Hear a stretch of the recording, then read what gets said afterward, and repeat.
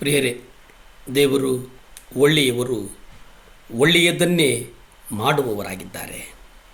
ಕರ್ತನು ಸಮಾಧಾನ ಕರ್ತನು. ನಮ್ಮ ಕರ್ತ ಸಮಾಧಾನ ಸಂತೃಪ್ತಿಯನ್ನುಳ್ಳವನು. ಮತ್ತಾಯ ಪತ್ರಿಕೆ 5ನೇ ಅಧ್ಯಾಯ 9 ನಾವು ನೋಡುವುದಾದರೆ, ಸಮಾಧಾನ ಮಾಡುವವರು ಧನ್ಯರು,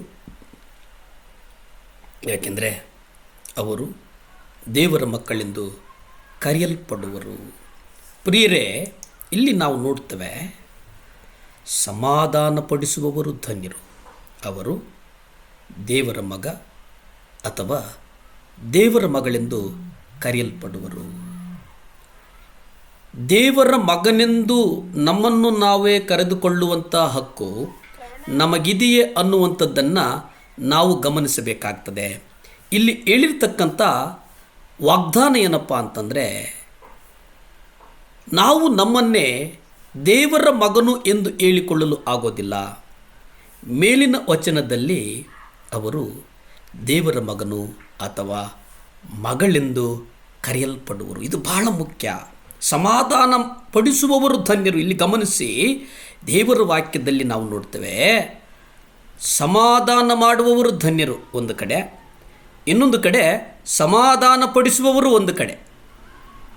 ಅದೆಲ್ಲದಕ್ಕಿಂತ ಮುಖ್ಯವಾಗಿ ಅವರು ದೇವರ ಮಕ್ಕಳು, ಅಂದರೆ ದೇವರ ಮಗ ಅಥವಾ ದೇವರ ಮಗಳು. ಇದರ ಅರ್ಥ ಏನಪ್ಪ ಅಂತಂದರೆ, ನಾವು ಸಮಾಧಾನ ಉಂಟು ಮಾಡುವಾಗ ದೇವರು ನಮ್ಮನ್ನು ತನ್ನ ಪುತ್ರರೆಂದು ಕರೀತಾರೆ. ನಾವು ಸಮಾಧಾನವನ್ನು ಕಾಪಾಡಿಕೊಳ್ಳುವವರು ಎಂಬ ಹೆಸರನ್ನು ಗಳಿಸಬೇಕಾಗಿದೆ. ಪ್ರಿಯರೇ, ನಾವು ಈ ಲೋಕದಲ್ಲಿ ಆತನ ಕೃಪೆಯಲ್ಲಿ ನಡೆಯಬೇಕಾಗಿದೆ. ಕೃಪೆ ನಮ್ಮನ್ನು ನಿತ್ಯತ್ವಕ್ಕೆ ನಮ್ಮನ್ನು ನಡೆಸಿಕೊಂಡು ಹೋಗ್ತದೆ ಒಂದು ಕಡೆಯಾದರೆ, ಸಮಾಧಾನವನ್ನು ಉಂಟು ಮಾಡುವವನು ಎಂಬುದರ ವಿರುದ್ಧವಾದದ್ದು ಶಾಂತವನ್ನು ಭಂಗ ಮಾಡುವವನು. ನಿಮ್ಮ ಸಭೆಗಳಲ್ಲಿ ನೀವು ಎಂತಹ ಹೆಸರನ್ನು ಗಳಿಸಿದ್ದೀರಿ?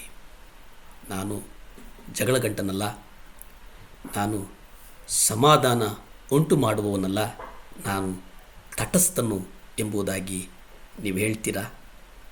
ಆದರೆ ನೀವೇನು ಹೇಳಬೇಕಂತಂದರೆ, ಸಮಾಧಾನವನ್ನು ಹಂಚುವವರಾಗಿರಬೇಕು.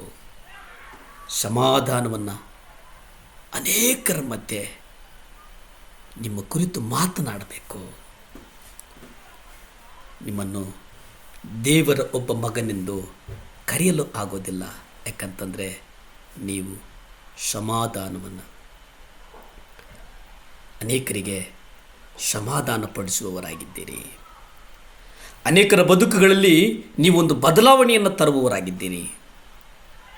ಯಾಕೆಂದರೆ ಯಾರ್ಯಾರು ಸಮಾಧಾನಕ್ಕೆ ಹಾತೊರಿತಾ ಇದ್ದಾರೋ ಅವ್ರಿಗಾಗಿ ನೀವು ಬೋಧಿಸುವವರಾಗಿದ್ದೀರಿ, ತಿಳಿಸುವವರಾಗಿದ್ದೀರಿ, ಎಚ್ಚರಿಸುವವರಾಗಿದ್ದೀರಿ, ಅವರನ್ನು ಸರಿದಾರಿಗೆ ನಡೆಸುವವರಾಗಿದ್ದೀರಿ. ಪ್ರಿಯರೇ, ನಡೆಸುವುದು ಬಹಳ ಮುಖ್ಯ, ನಡೆಯುವುದು ಬಹಳ ಮುಖ್ಯ. ನಡೆಯುವುದಕ್ಕಿಂತ ಮುಖ್ಯವಾಗಿ ನಾವು ನಡೆಸುವುದಿದೆಯಲ್ಲ, ಅದು ಬಹಳ ಕಷ್ಟ. ಪ್ರಾಯಶಃ ಯೇಸು ಜನಿಸಿದಾಗ ಪರಲೋಕದ ದೇವದೂತರು ಆಡ್ತಾ, ಮೇಲಣ ಲೋಕಗಳಿಗೆ ದೇವರಿಗೆ ಮಹಿಮೆ, ಭೂಲೋಕದಲ್ಲಿ ಸಮಾಧಾನವನ್ನು ಹೊಂದಿರುವ ಮನುಷ್ಯರಿಗೆ ದೇವರು ಒಲಿಯುತ್ತಾರೆ ಎಂಬುದಾಗಿ ಲೋಕ 2ನೇ ಅಧ್ಯಾಯ 14ರಲ್ಲಿ ನಾವು ನೋಡ್ತೇವೆ. ಇಲ್ಲಿ ಮನುಷ್ಯರ ಕಡೆಗೆ ದಯೆ ಎಂದು ಹೇಳಿದರು. ಮಹೋನ್ನತದಲ್ಲಿರುವ ದೇವರಿಗೆ ಮಹಿಮೆ, ಭೂಮಿಯ ಮೇಲೆ ಸಮಾಧಾನ, ಮನುಷ್ಯರ ಕಡೆಗೆ ದಯೆ.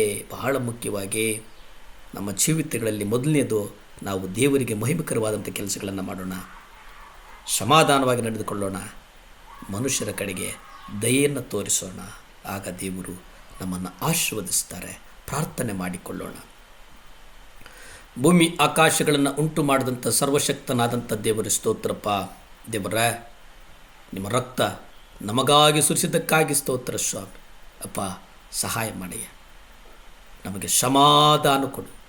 ಯಾರ್ಯಾರು ದೇವರ ಕುಟುಂಬಗಳಲ್ಲಿ ಸಮಾಧಾನವನ್ನು ಕಳೆದುಕೊಂಡಿದ್ದಾರೋ ಅವ್ರಿಗಾಗಿ ಬೇಡ್ತೇನಪ್ಪ, ಸಮಾಧಾನ ಕೊಡಪ್ಪ, ಸಮಾಧಾನ ಕೊಡಿಸು, ಸಮಾಧಾನ ಕೊಡಿಸು. ಆಶ್ರಯಿಸ್ತೇವೆಪ್ಪ, ನಿನ್ನನ್ನೇ ಆಶ್ರಯಿಸಿದ್ದೇವೆ. ಸ್ತುತಿ, ಘನ, ಮಾನ, ಮಹಿಮೆ ನಿಮ್ಮೊಬ್ಬರಿಗೇ ಸಲ್ಲಿ ತಂದೆ. ಆಮೇನ್, ಆಮೇನ್. ಹಲ್ಲೆಲೂಯ, ಹಲ್ಲೆಲೂಯ.